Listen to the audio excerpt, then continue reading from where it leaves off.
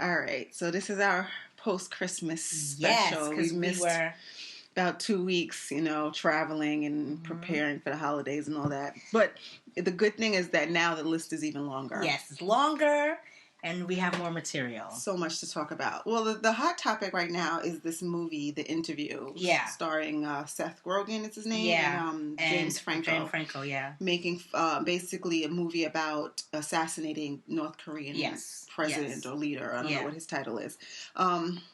So now everybody's up in arms. Sony was going to pull it. They pulled it from theater. First, there was a threat that if they played it at certain theaters, something bad was going to happen. So then Sony made the decision not to play it at all. And then they came back later now that all the A-list actors are up in arms and petitioning. And everybody's upset now because, this is our right. How dare we get dictated to. Right. So the movie is now going to air. Yeah. In fact, I think it was supposed to be aired on Christmas. Yeah, yesterday. This weekend. Yeah, so it's opened in theaters yesterday. Obviously, there's no bombs and nobody got killed, thank God. But so far, that's me knocking on wood. But I just think I get they're saying that the freedom of speech, everybody's up in arms about the freedom of speech and everything like that, but that's in America. Mm-hmm. And it's in our Constitution. It's one thing to make fun of other countries if you are still friends with them. Mm-hmm. We're not friends with North Korea. No way, shape, or form. So which means that they're not going to find that funny. At all. Just as we wouldn't find that funny had they been doing it about our president. In terms of killing them at that. Mm-hmm. Because it's quite possible. Yeah. That whole synopsis and that thing, that's quite possible. So to make light of that, to give anybody ideas, I just think that America's crossed the line in terms of that. And that's that whole we could do whatever we want business. It's not funny. I don't think that... To me, there are just so many more things that you can... If you want to make a comedy, there's millions and millions of things that you can make a comedy about. There's so much material out there. Why do you have to make a comedy about something that you know is going to incite strong feelings? Yeah. This is not, like you said, a country that, we're cool with. Mm-hmm. You know that he's not right in the head. Kim is not right in the head to begin with. That's what makes him such a threat to this country. Yep. So why would you create a movie like this? And why would Sony give them the green light to even start this process? To make a That's why I'm upset, because it never should have gotten out of the room where they decide what movies are made and what's not. I'm sure the movie's not even really that funny. I don't think so. I think it's probably like the silly, same thing, slapstick stupidity that Seth Rogen tends to make a lot, and James Franco. Like, I've seen several of their movies because they do a lot of movies together. And they kind of run out within the first 5 minutes. They're very silly, over the top, stupid movies. And to me, you could have made a movie about anything. It just, to me, why would you do that knowing the possible repercussions that you would have with this country when you know that tensions are already high? Yeah. It makes no sense. I think so too. And the argument of freedom of speech does not apply. It doesn't. It's not like you're making and then there was one reporter saying, well, we had a movie about George Bush that we made fun of. Yeah, because that's on our own soil. We have the right to have difference and opinions and make the parody of our own government. But to make a priority of another government who is our enemy, who is also a threat, and has the potential to cause a lot of damage. It's not a smart thing, and to argue the freedom of speech has no bearings on that. You think they care about that? It was very irresponsible, I believe.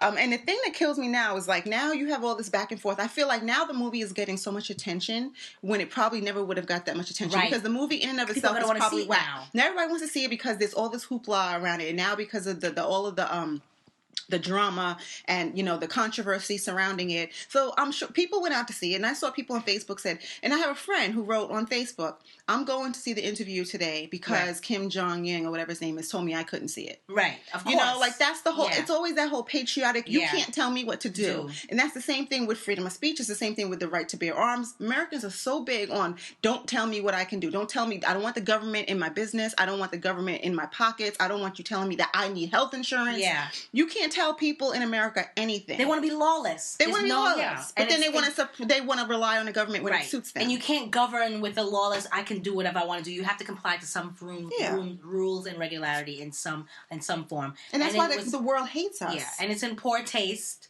It's in poor taste. And like you said, they shouldn't have made the movie at all, but that they made it and then released it and then have an issue with the fact that they're upset about it is, to me, the audacity of you to be upset that they're going to be upset. Did you not think they would be upset? Exactly. I mean, we'd be outraged. We'd be outraged, especially as black people, if they made a parody of killing Obama. Yeah. They made a movie about his race and that they would want to kill him, and it's a plausible something that can happen. We would lose our shit. Well, maybe not for Obama. Yeah, maybe. They may not only the black folks might be, but the rest of the population any may Bush's, not be. Clinton. But if it was Bush or Clinton or any of those, people would lose our shit. Or picture because Reagan is their God, right? Reagan is the end all be all, So God forbid somebody had made a movie, even just making fun of Reagan, people would be up in arms. Yeah. You can't even say anything negative about that man. So imagine if they did that and they made a parody of that. They would be livid. And the sad thing is there would be some dummies out there actually petitioning the government to do something about it. There would be. Yeah. We're just going to take this sitting down. How dare they? And if we let them get away with this, then they've won. Just like this. Because everybody's a tough guy. If we don't play the thing because we're endangering all these people's lives, then they've won. Really? Because saving life is a winner. Is a win. To me. If you save some lives on some precautionary measures, is a win. It's not about you defying them in some sort of, we're going to play it anyway. It's a movie. It's a movie. It's not that serious. And the irony is that the people who are petitioning, and I love George Clooney, but I just didn't like the fact that he was the one talking crap on social media. You guys are afraid, blah, blah, blah. Some people probably just don't care. Right. Like, I'm not getting involved in this because I just don't have, I don't have a dog in a fight. And on the flip side, had they not heed to those threats and something did happen, then it would be like, well, there was all these threats. And why would you think there are enemies, for God's sake? Why did you not think that? Why did you not take it seriously? Had they gone ahead and aired it at the Thanksgiving time that it was supposed to. You can't win. There's always going to be somebody who's going to be up in arms, and that's the thing. I hate the machismo about America. Yeah. You're not a patriot if you're not ready to go out guns a-blazing and kill people and stand up for your rights, and especially this country that was built on disenfranchising people. Like that's basically what we came into this country. That's how this country came to be. You're stealing from the Native Indians. Right. You're bringing slaves over. Yeah. To me, we've already started with a culture of mistreating people, but we still have this culture of guns and anger and warfare, and it's really sad. And a lot of people who are out there talking about, I'm going to do this regardless, probably don't even know the issues that the United States has with North Korea to begin with. It's all in all the countries that are not aligned with us or have an issue with us. It's been years of how we govern and foreign policy. Yeah. And not minding our business. Yeah, and people don't know enough of the foreign policy to get why these people would be upset. And my thing is, one country, all right, maybe they got, their thing, but there's a lot of countries out there that don't. So you would want to take some heed to, like, okay, why is 5 countries got an issue? There's got to be some reason of our foreign policy. Exactly. And people we don't want to accept that because we think we're the best. We think it's that ethnocentrism. We're the best. Anybody who doesn't subscribe to our way of being is wrong. Yeah. I agree that there are some horrible things going on around the world. Yeah. But not all of them are our issues and our fights, especially when we have so many issues inside of our country. If we had if we had no poverty, we had a low unemployment rate, if we didn't have racial issues, if we were clean, then you can go outside and start policing the rest of the world. Yeah. But can you fix that's like, you have problems in your own relationship and you going out giving advice to other people. Telling people to leave their husbands and doing all, Fix your home before you start trying to help other people, especially if it's costing you money. Yeah. But that's the problem with us. And, And it could be such a great country, and I get, yes, there are certain things that are afforded to us that no other country has. And, there's a lot of things, there's a lot of benefit. Yes, we're not taking away from that. But at the same time, we need to put things in perspective and know know your place. And as much as, we need to respect other people as well. Yes. That's how you gain respect, and that's how you are considered the world power, by also leading in that way. Yeah. And not like you said, the same outcry of the waterboarding and stuff like that. No one wants to address that. And when the FBI has issued public statement that this is a fact, people are sweeping it around on the board, under the rug. And then I hear there's one reporter saying her answer to it is they're trying to distract them. The waterboarding thing is trying to distract us from other people because we're awesome, and they're trying to make us not awesome. That's your comeback for that. So they're just trying to make us look bad because we're so good, but and they're trying to make us not look good. Like, I can't make you look bad if you don't give me material to make you look bad. Yeah. And that's just, and especially for a quote unquote educated society, you know, and the people, the political pundits who are on these stations, you know, whichever, CNN, Fox, MSNBC, whichever. But my thing is, like, I'm looking to you as an informed, intelligent person to not only report the news, but to also give me your opinion. And you're not informed. No, you're saying we're awesome because we're awesome. Awesome is not a word. Awesome is an opinion. Yeah. Yeah. And substantiated by what? Yeah. Because if you look at the stats, we're not awesome. Yeah. Our education levels are are horrible in comparison to other countries. Healthcare is not as it's supposed to be in all the other, compared to all the other countries. There's a lot of things that we're like 38, 47, 102 in a lot of things. Financially, we're just getting ourselves out of the situation we were in when Obama came into office. So stop with this. My thing is, it's like somebody once said made a description of compared U.S. to like the cheerleader from high school. Like, she was like the hottest girl in school. She got all the boys. Her body was tight. She was smart. She was best this. She was best that. And then you come to the reunion 20 years later, and you know she's overweight and she doesn't have a job. She's got 4 kids. She has no money. Like she's whack now. But people still hold on to who she was 20 years ago. You know, 20 years ago we were that girl. You know, we were the homecoming queen, but we're not anymore. Mm-hmm. But people cling to that because it makes them feel comfortable. Right.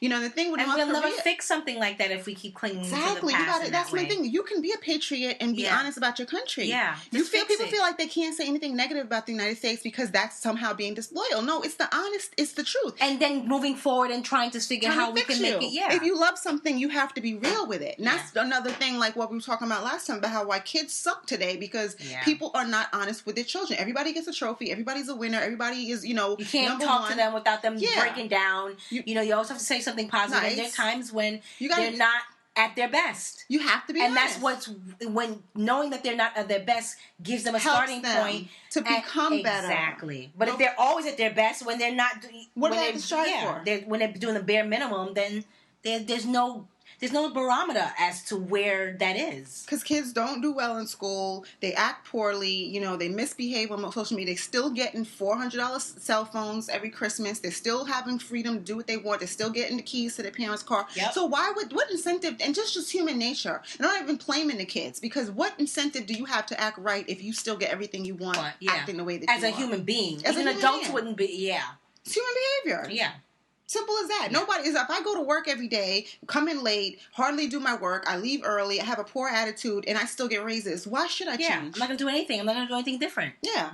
It's just simple. That's just simple facts. But, you know, that would be too much like right. We're losing that in these days. But, you know, people kill me with this whole thing, this superiority complex that the U.S. has. Like, and my thing is, if you saw what happened on September 11th, you saw what resulted from a ragtag group of foreigners who were upset with us, who really, I mean, were probably having meetings in caves, you know, using antiquated forms of communication. Yeah. If they were able to do what they did, and not only is it the death toll and the physical damage to New York City, but the financial ramifications. For that, I mean, we still in a recovery zone from something that happened, what was that, 2001? 2001. 13, almost 14 years ago. We're still recovering from that. You saw what 5 or 6 people were able to do with nothing in the middle of the desert. In the middle of the desert, using our own resources. Yeah. You know what I'm saying? They were able to do that. They were able to manufacture that kind of damage. What do you think North Korea can do? And the thing about it is, you know, some people are saying, oh, well, we have sophisticated hackers here too. You proud of that?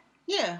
So you're going to match their hackers for your hackers because... Yeah, now what? Because they're going to always outsmart us. I'm sure the hackers know 10 times more than we do. Yeah, because their children but to even mention smarter than our children are. Right, but to even mention that we also have sophisticated hackers means what? So what, they hack our shit, now we hack their shit? Like, when does this end? Yeah. And at what point? And at what cost? Yeah. Yeah. That's another thing. It's disgusting, and I'm just, that is definitely my opinion on that. I mean, I don't care to see the movie. No. I'm not going to see it. I don't want no parts of it. And to be honest, it's kind of turned me off from James Franco, because I kind of liked him as an actor. Yeah, I did too. But Seth Rogen, I never really had any respect for, because he just seemed like a sloppy, stinky, wannabe comedian who kind of just fell into the right place at the right time. Yeah, like, whatever he is. He just looks, he looks like every character he plays. Right. So, but James Franco, he's done some work that seemed to be legitimate. Yeah, and, you know, and he also isn't schooly right, and he has a range. You can see that he has a range. Yeah.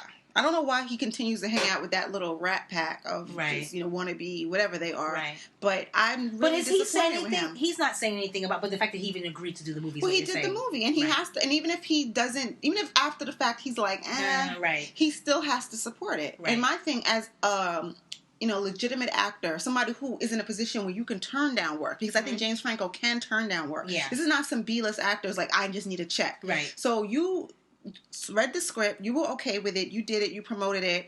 Even if now you're second guessing yourself, the mistake has already been made. Yeah. Yeah. And I have to hold you accountable for your decision. So that's one strike against James Franco. We're watching you, James. Well, he was another strike because he allegedly had tried to petition some underage girl. Oh yeah, that was the first strike, actually. Yeah.